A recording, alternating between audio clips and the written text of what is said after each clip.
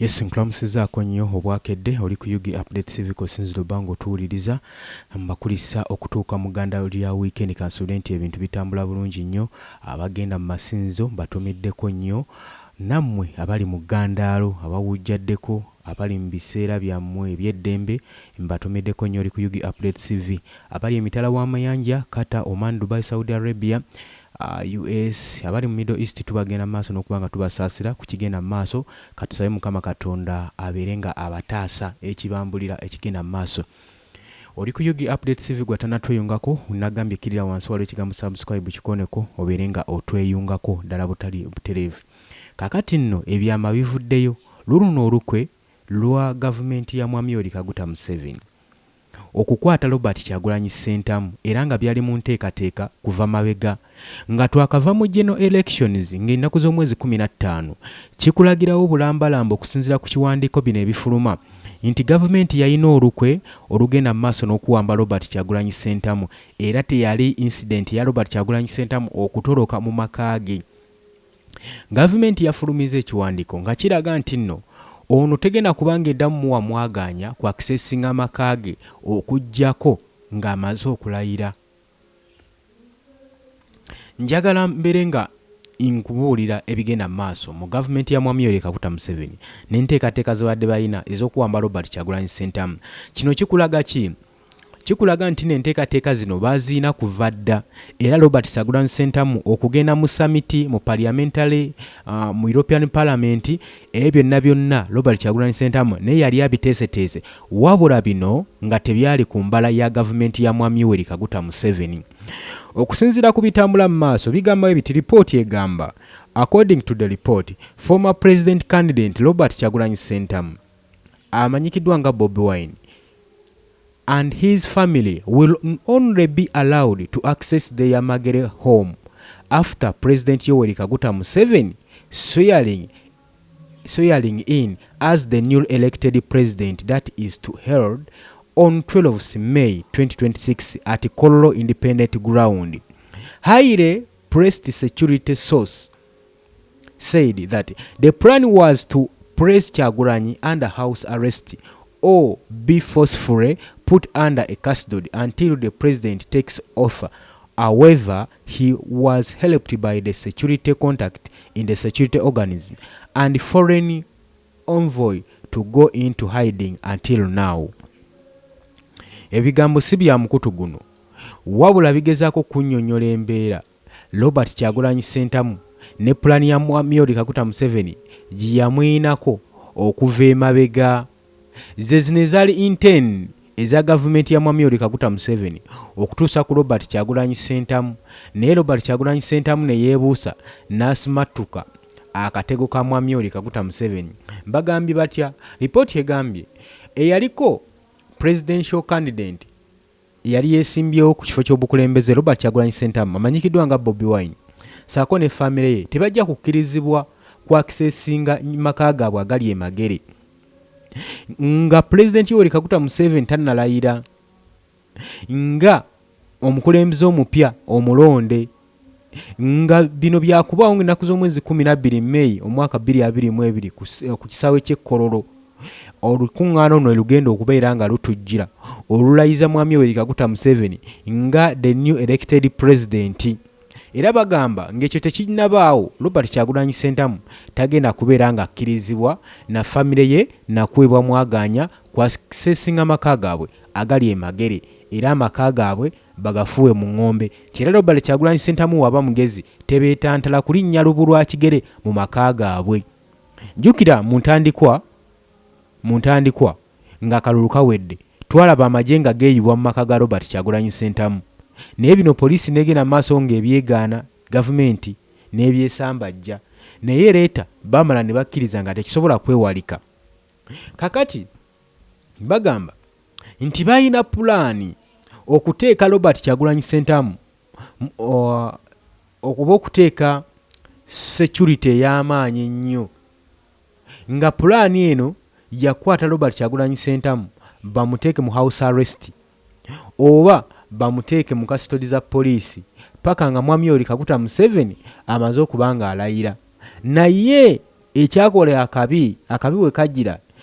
Robert Kyagulanyi Ssentamu yayambibwako security contacts abatamanyibwa ne ba security organism abatamanyibwa saako ne convoy ezabagwira ezitamanyibwa ne batwala Robert Kyagulanyi Ssentamu mu kwekweka paka kati tulaba ebiseera ebyo nga Muhoozi Kainerugaba mutabani wa Mwami Yoweri Kaguta Museveni agenda mu maaso n'okubanga amuyigga era n'akola ne ultimately statement ng'amugamba nti amuwadde essaawa mbale bubale okubanga yeevuddeyo gye yekukumye ageweyo mu maaso ga poliisi wabula Robert Kyagulanyi Ssentamu kino tekyamuyibula ttama bagenda okuddamu okulaba omuntu gwe batiisatiisa ng'ali mu European Parliament agenda mu maaso n'okusubmitinga enkola za gavumenti eno eyannakyemalira gyegenda mu maaso n'okutuntuzaamu bannansi newankubadde gavumenti yateekawo etteeka n'egenda mu maaso ng'efuukuuza naye kuba abantu emigga egyali tegigambika nga bawenja Robert Kyagulanyi Ssentamu nga bagezaako mumuwenja obuseenene mpaawo kye baafuna bino byonna baali bamalaga mu bulago Robert Kyagulanyi Ssentamu yagenda mu maaso n'okwekukuma ate nga abalaga nti gyali wabula mu kusooka kyali kitiisizaamu gavumenti okwekweka kwe nga tetegedde pulaani ki gye yali abala kubanga baali bamanyi nti akaluwe kaggwa bagenda muteeka mu house arrest bamukwate era kyatwala ennaku 2 nga bamanyi nti yali wabula bagenda okuwenjawenja nga bakuuma lubugo nga Lubaale yafuluka dda kakati kino kyawa Robert Kyagulanyi Ssentamu omwaganya okubulamu era nekitiisa gavumenti nga emanyi gavumenti nga yeemanyi nti essaawa yonna Robert Kyagulanyi Ssentamu yandifubutikirayo mu kibuga okugenda mu maaso n'okuliidinga abantu mu protestive vote bagende mu maaso n'okwekalakaasa naye nga si ze zaali embala za Robert Kyagulanyi Ssentamu. Later soon Robert Kyagulanyi Ssentamu yavaayo n'agenda mu maaso n'okuba nga apostinga ku social media ng'alaga bannayuganda nga bw'atemya bukofu era ali bulungi nnyo wabula ekigenderera kino ne kitabula gavumenti waaki aba avaayo mu kamera twatumanya agenda kwekweka yeraliikiriza eggwanga lisobole okugenda mu kwekalakaasa Robert Kyagulanyi Ssentamu kye yakikola kino kyayongera okweraliikiriza gavumenti ya Mwami Yoweri Kaguta Museveni wabula oluvannyuma yavaayo ng'agenda mu maaso n'okulabibwako ng'akola interviews ez'enjawulo mu mawanga ageebunaayira ku international television zajjanga ne zimukolako interview n'agenda mu maaso n'okwasanguza ebikolwa ebyali bimutuusibwako eri gavumenti ya Mwami Yoweri Kaguta Museveni wabula kino era kyayongera okweraliikiriza Mwami Yoweri Kaguta Museveni ne kibaleetera bokkabokka okulwanagana n'okukola ensobi ezaalabibwako tulaba nga ensobi zaakolwa mu institute eya Uganda People's Defence Force saako ne Minister of Communication of Information and Communication Minister wa ICT ng'agenda maaso n'okubanga bakola controversy statements ngono byagamba Muhoozi ayogera bibye wabula gavumenti yavaayo n'egamba netuma ababaka nga bagamba teri abanja Robert Kyagulanyi Ssentamu era teri amunoonya wabula yandibadde avaayo n'agenda maaso n'okukakalabya emirimu gye n'akulembera abantu be nga bamugamba aveeyo ajja akulembera abantu be abatwale mu maaso nga kye beetaaga Robert Kyagulanyi Ssentamu aveeyo mu kwekukuuma kwe yaliko nga balaba interviews agenda maaso n'okukola zibakuba bagenda okuddamu mulaba nga bamukowodde mu European Parliament okusabumitinga ensonga zaabwe nga Uganda ng'omukiise waabwe jjukira olukuŋŋaano luno lwali lugendereddwamu okuteeseganyamu ensonga ezigenda maaso n'olunaku olwaleero eza Iran ne Amerika ne Israeli muno ne bateekamu n'eza Robert Kyagulanyi Ssentamu kakati results ezavaayo ze zino wakati mu muwenja nga tebaagala sabumitinge jjukira teyagendayo yali ku screen era olukiiko yalukiika ng'ali ku screen bagenda okuwulira ate ne samiti bamuyita mu Geneva